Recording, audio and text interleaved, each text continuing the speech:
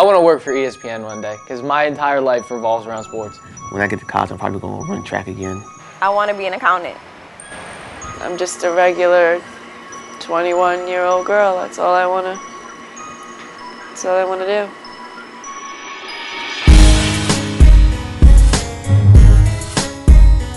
I'm on a transplant list for 4 organs, which are stomach, pancreas, small bowel, and liver. I basically have been critically ill for 5 years. I've been waiting, as of today, 20 months. I'm 16, from Monroe, New Jersey, and I had a heart transplant. One night whenever I laid down, I couldn't breathe. I had to be admitted to the hospital immediately because there was something wrong with my heart. My doctor was treating me for gastritis, but I never had gastritis. I had started getting a reaction towards the medicine. It messed up my kidneys. I've been on dialysis for almost a year. If you are what you say you are. I've been waiting 11 months to get a kidney and go through the surgery and continue my life. I got diagnosed with kidney failure around August 8th, 2007 last year. That's when I found out that I lost all functions of my kidney. There was no coming back.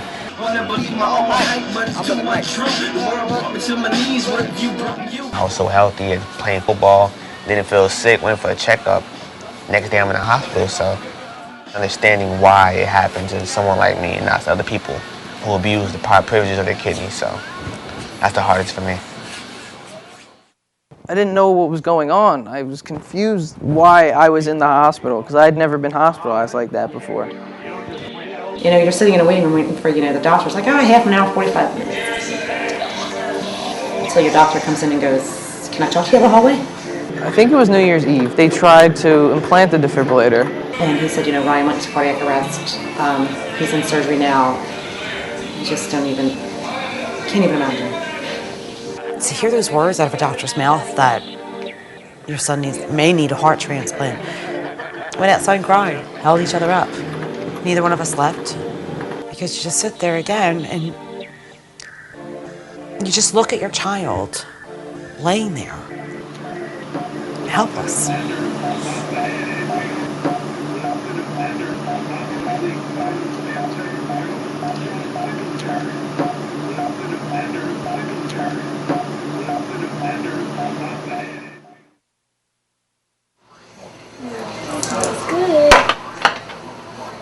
I was diagnosed with gastroparesis, which basically means that my stomach is paralyzed. My whole GI system doesn't work.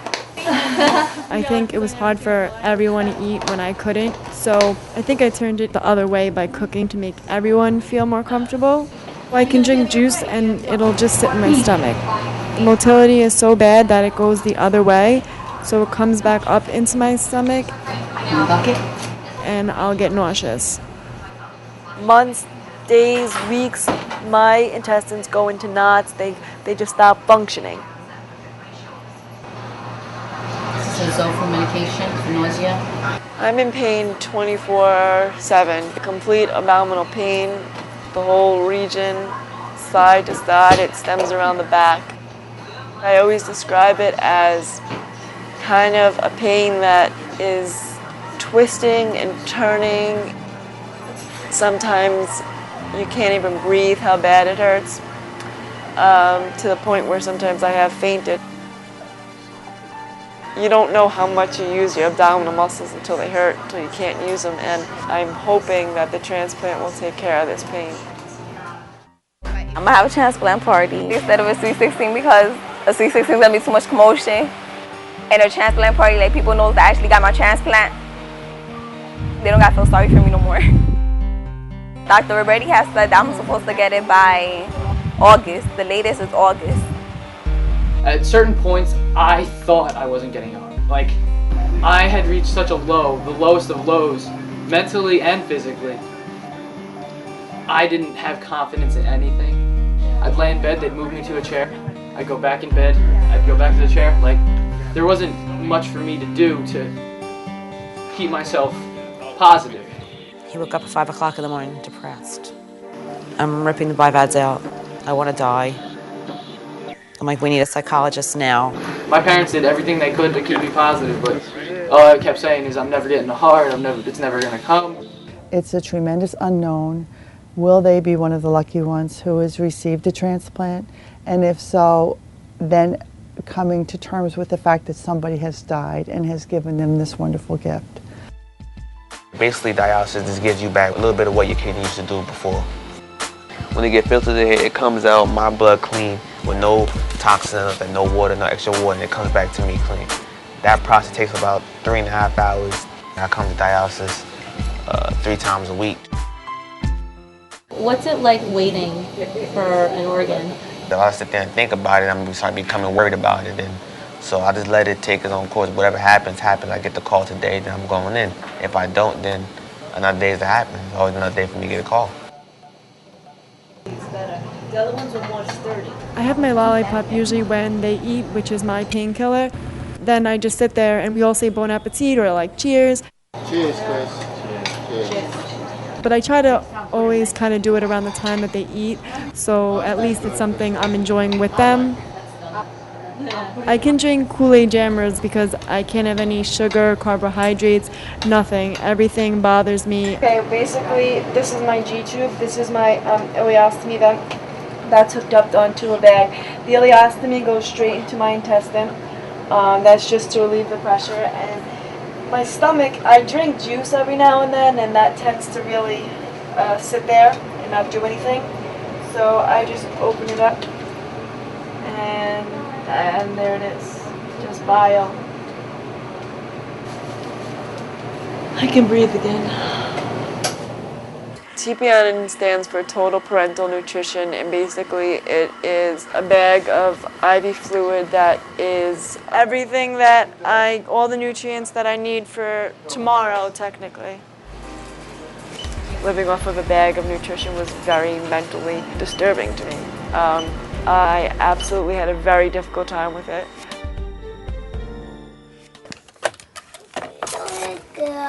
Entra. Ven, siéntate en la cama. Vente, cuéntate. Vente. This is the dialysis I do at home every night for 10 hours and 50 minutes. The difference between the dialysis at home and the dialysis at the center is that the one in the center is through blood and it's 3 times a week and it's 3 hours. I used to wake up at 5 a.m. This solution goes inside my body and then it drains. So here, I connect from the peritoneal dialysis machine to my stomach. It's draining the liquid that's inside of me to those drain bags. At times I do feel sick and tired, but that doesn't stop me from going out.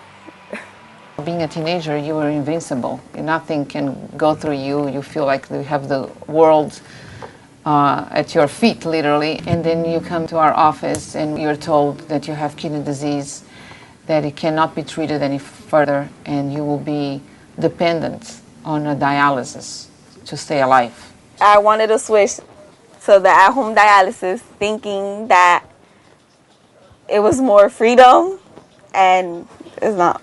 There is none. Being a captain and not being able to do as much as everybody else is the most difficult thing, period. Knowing that a year ago I would be able to be that much better than a good amount of these kids, and now I can't do it.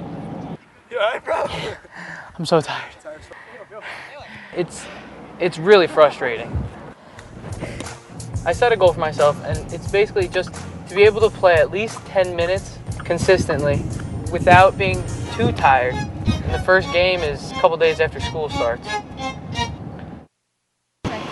The Children's Hospital of Pittsburgh is the best hospital for transplantation in terms of small bowel. I've been to Cleveland, the Cleveland Clinic, New England Tufts Medical Center, Nebraska Medical Center, Georgetown as well, in Washington. New York, I've been to both Cornell and Columbia. Weight-wise, 87. I came here today to get my 3-month checkup at Pittsburgh because to be actively on the transplant list, you have to come every 3 months. It's very difficult to kind of come here hoping that they know something new, hoping that they've learned something. Well, without having a specific diagnosis, it's more difficult to tell. This time, she basically kind of told me that I may never know what it is. And that's very hard to take because I'm assuming when you go to a doctor, you know, they give you a pill, they write you a prescription, they give you some type of diagnosis. It's one of the biggest issues with organ donation is that there just are not enough donors out there, and you're not that incredibly sick like you're in liver failure. I've got a whole lot of other patients who are on the list. You've got to work out who is most in need of that particular organ at that particular time. If you had somebody else who's, say, a liver patient and they were really sick, but she's been waiting 19 months, who should the organ go to?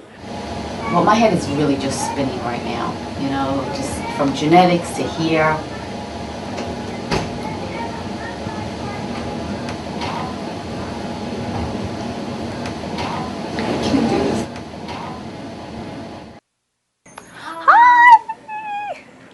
So Monday, when I tried to hook myself up to the machine, it would fill, but it wouldn't drain.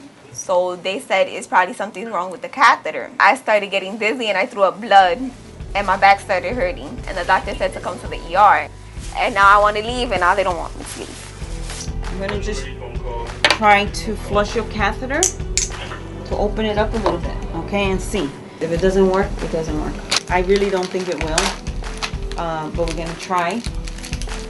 I do think that that catheter is plugged with the membrane in the belly. Well, I don't understand. How did it get clogged now? That happens because it happens. While she was in the hospital. Some people just have the bad luck and it happens. Yes, I am disappointed because that was my way for me not to waking up at 5 o'clock in the morning. And then I didn't have to come like 3 times or 4 times a week to Livingston. So we'll see what happens. We'll see if the medicine works. Hopefully it will. I don't want to get operated again.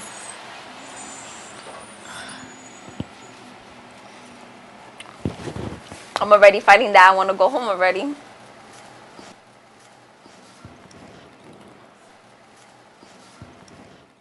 The day that they told me I had a heart, my first reaction was I started crying and I asked the doctor if I could have a hug.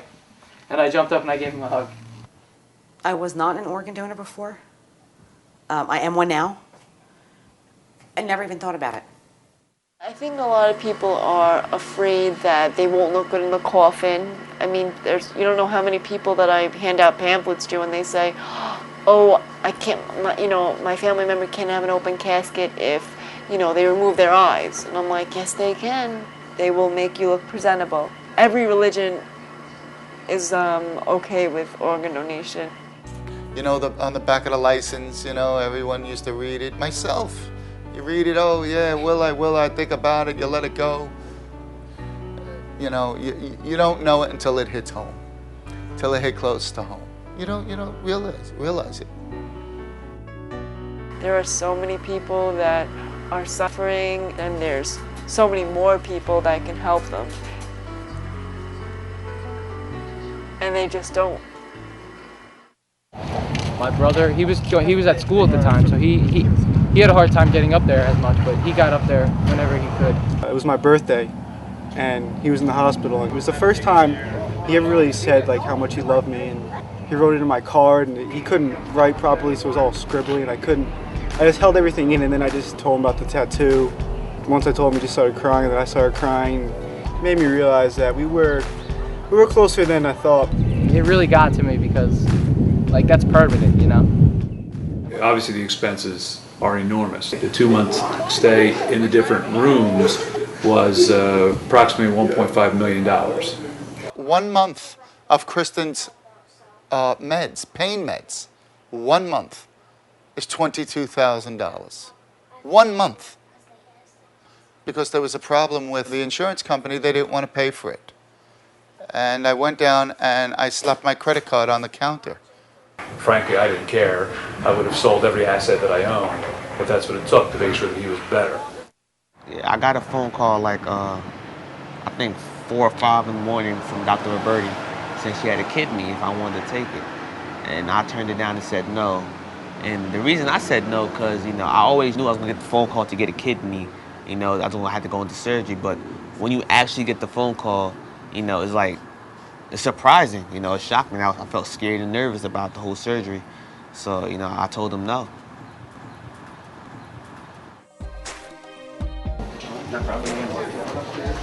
I got the call around 7:30 in the morning.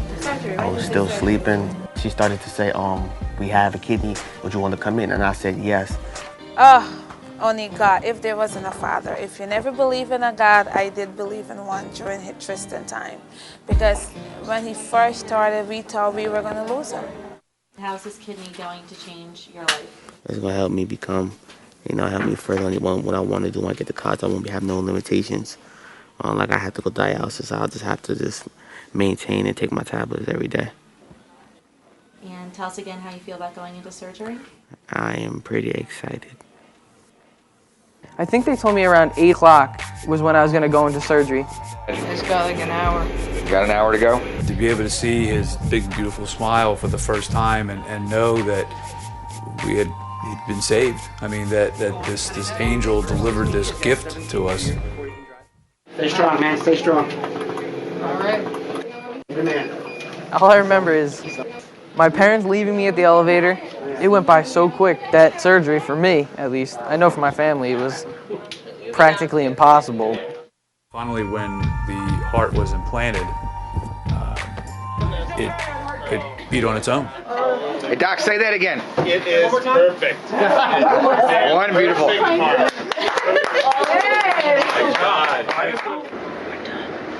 You're with the doctor. You got time. On the phone.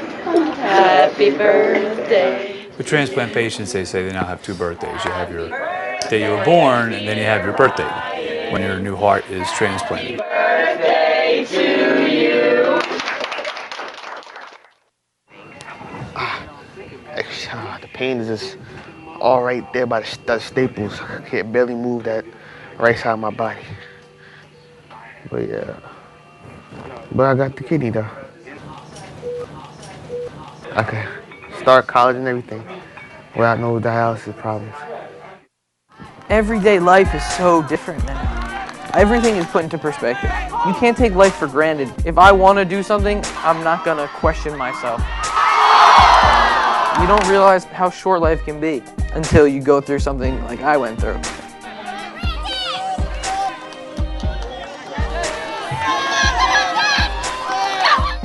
Now that I got my kidney, can't wait for that day I walk into campus, walk on college, and walk to my dorm room and say, now this I wanted to do. Now I could do this and not worry about nothing at all.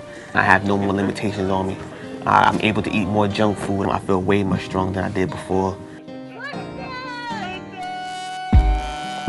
Pretty much back to the old Tristan I was before this all happened to me. I look better with the shades or without the shades? Yeah, it made me understand that but life's throw you obstacles and you have to come up your obstacles you're throwing. Mine was a disease, kidney disease, others could be smaller. But mine's made me a better man and better person than I am today, to be a better friend, a better brother, father figure for my little brother and a better person for my house. So this made me a better person all around. Since I found out about my disease, I never let it get to me because I know if I do let it get to me, I'm going to be like all them other people that always trying, thinking that they're going to die, thinking that this happened to them for a reason, for them to give up in life. For me, I think that after me getting my transplant, I have another reason to live. I have a second chance to live.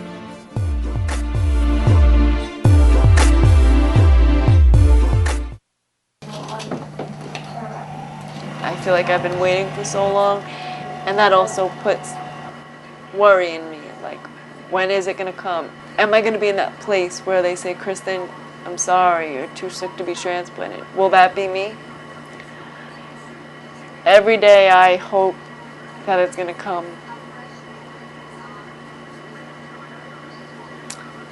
But I don't know.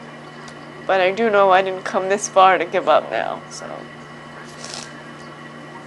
My biggest fear is also not surviving the surgery or it not working, but